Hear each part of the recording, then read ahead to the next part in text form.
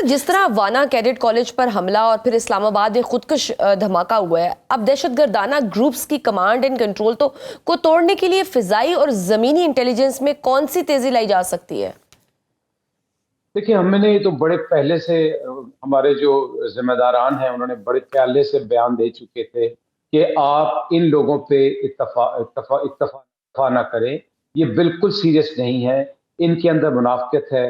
انہوں نے یہ سمجھا کہ ان کا جغرافیہ اور حافظہ جو بہت حد تک اب کمزور ہو چکا ہے، اور یہ اپنے اس بیانیے سے دنیا کو یہ باور کرانے کی کوشش کر رہے تھے کہ یہ شاید معصوم اور مظلوم ہے، حالانکہ یہ مکاریت اور دوسری دنیا کی جو دوسری طاقتیں ہیں ان کے اعلی کار بننا چاہ رہے تھے۔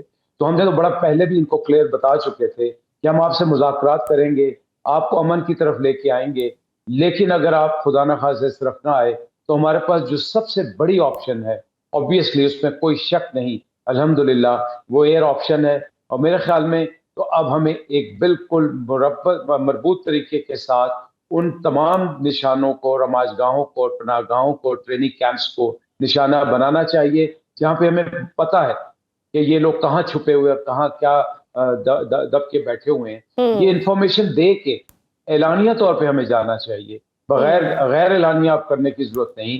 بار بار وہی بات جو آپ اور میں پہلے کر رہے تھے کہ قوم سے ایک آواز اٹھے اور پھر اٹھ کے ہم یہ لوگوں کو بتا کر دنیا کی اقوام عالم کو اپنے ساتھ لے کر چلیں اور ان دہشت گردوں کا نشانہ ہوائی طاقت سے پہلے بنائیں، اور اس کے بعد اگر ضرورت پڑی تو دیکھا جا سکتا ہے کہ زمینی راستے سے ہم کیا کر سکتے ہیں۔ سر وانا میں جو خارجی موجود ہیں ان کے بارے میں سیکیورٹی ذرائع یہ بتا رہے ہیں کہ وہ مسلسل افغانستان سے رابطے میں ہیں۔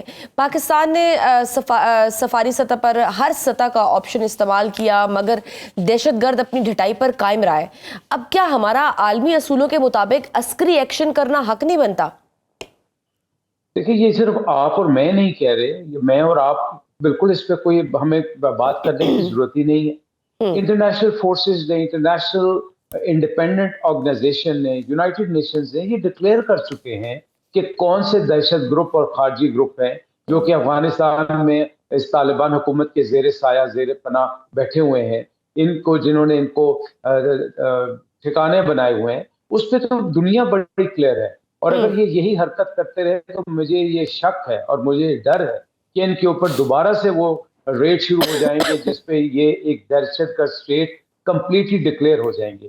اس لیے اس میں تو ہمیں کوئی پریشان ہونے کی ضرورت نہیں ہے، یہ ہمارا حق ہے۔ ہم اپنے حق کو استعمال کرتے ہوئے ان لوگوں کے اوپر نشانہ بنائیں گے اور ان کے ٹھکانوں کو ملیا نہ چاہیے۔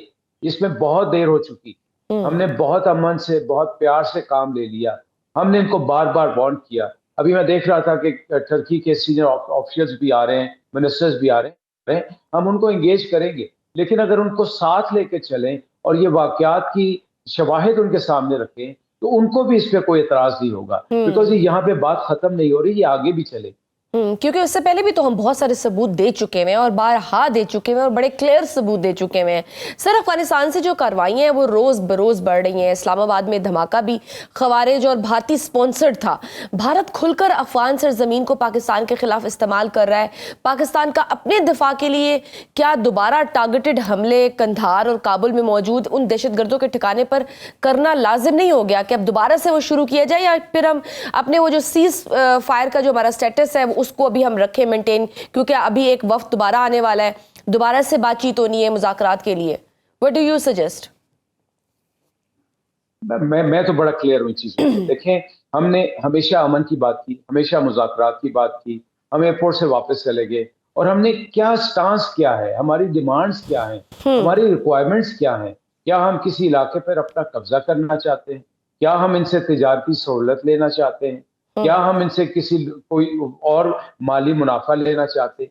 ایک ہی بیانیہ ہے، ایک ہی ریکوائرمنٹ ہے کہ جو دہشت گرد ہیں ان کو پناہ نہ دی جائے، اور یہ بالکل آپ کا اصولی موقف اور اصولی حق ہے کہ اگر ایسا کوئی منافقت ہوتی ہے، اگر اس کی رودگرانی ہوتی ہے تو یہ ہمارا حق ہے، اور ہمیں اس حق کو ضرور استعمال کرنا چاہیے۔ اس کی وجہ کہ جب آپ نے پچھلی دفعہ ان پہ حملے کیے، ان کو سبق سکھایا، تو اس میں کمی آ گئی تھی۔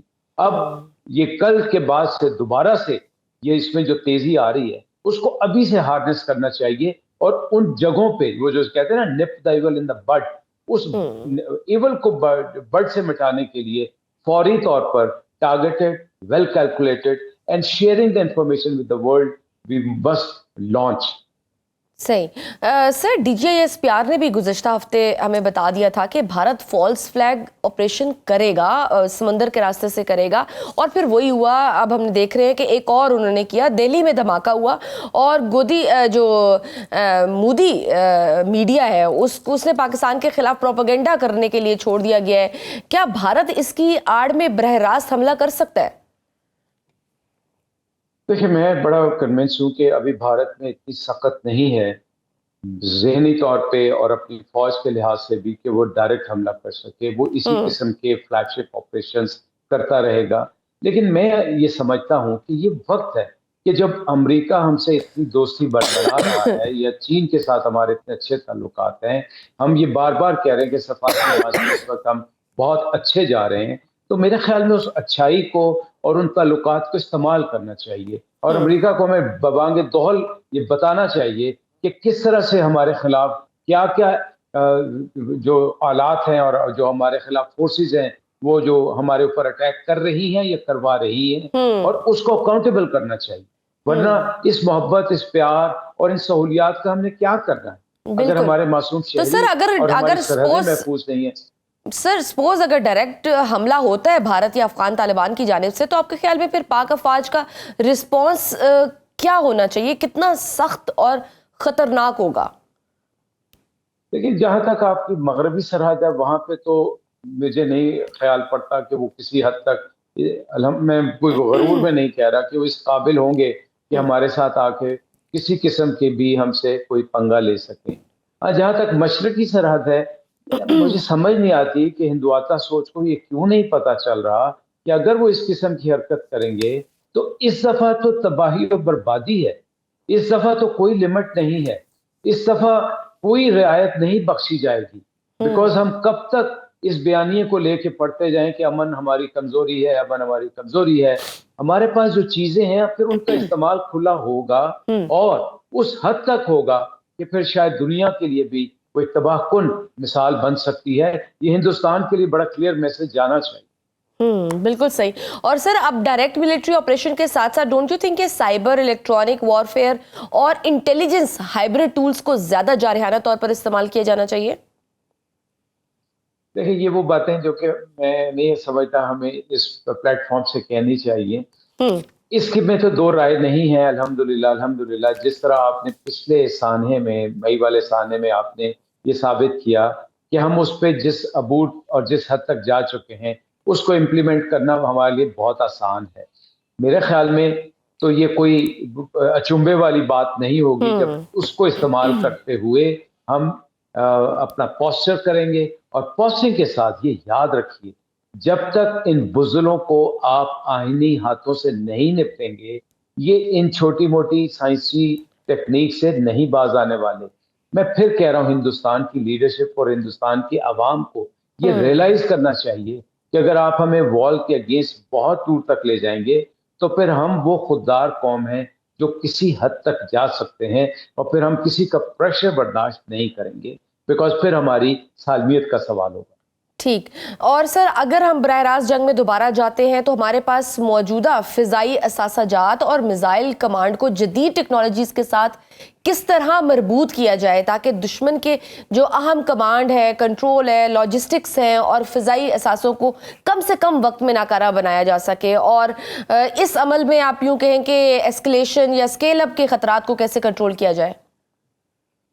یہ بات تو میں آپ کو بڑے وثوق سے اور ذمہ داری کے ساتھ کہہ سکتا ہوں کہ جہاں تک ایئر پار ہے، ایئر پار اس وقت اس تیاری کی حالت میں ہے کہ بہت ہی کم عرصے میں ہم نارتھ سے ساؤتھ تک اپنی deployment without any delaying valuable time کر سکتے ہیں. ون سیکنڈ، جو ہمارے الحمدللہ اثاثات ہیں ان کی ڈسٹریبیوشن بھی اس طرح ہے کہ ہمیں کوئی موومنٹ کی اس طرح ضرورت نہیں پڑے گی. تیسری بات، آپ نے بڑی اچھی بات کی جو مربوط، میں پچھلے پروگرام میں بھی آپ کے ساتھ یہ بات کر چکا ہوں کہ پاکستان نیوی اور پاکستان ایئر فورس کی تو جو الحمدللہ کوارڈینیشن ہے وہ ایک بہت بڑا سرپرائز دینے کے لیے تیار ہے.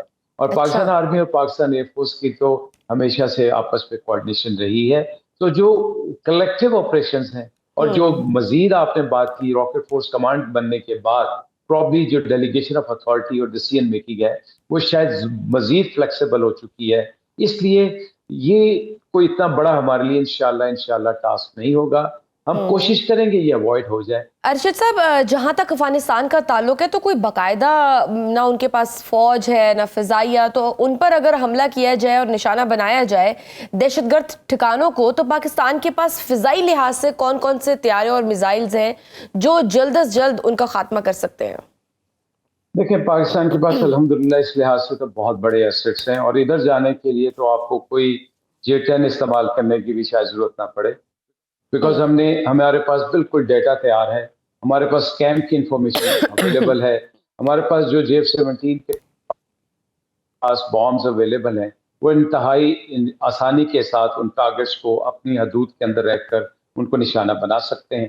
اس کے ساتھ ہمارے پاس جو الحمدللہ F-16 اور میراج پیارے ہیں وہ بھی اس قابل ہیں، بیکاز آپ کو پتا ہے کہ وہاں سے ریزسٹنس تو ہے کوئی نہیں، صرف ایک گراؤنڈ کے اوپر انہوں نے اپنے جو کیمپس بنائے ہوئے ہیں. لیکن الحمدللہ ہمیں کوئی کسی قسم کی الحمدللہ اس طرح کے نقصان یا ریزسٹنس کی توقع نہیں ہے. سو کوئی بھی جہاز ہمارا جو ہمارے ایسٹس میں ہے انشاءاللہ وہ بڑی آسانی کے ساتھ اپنے ٹارگٹس کو انگیج کر سکتا ہے.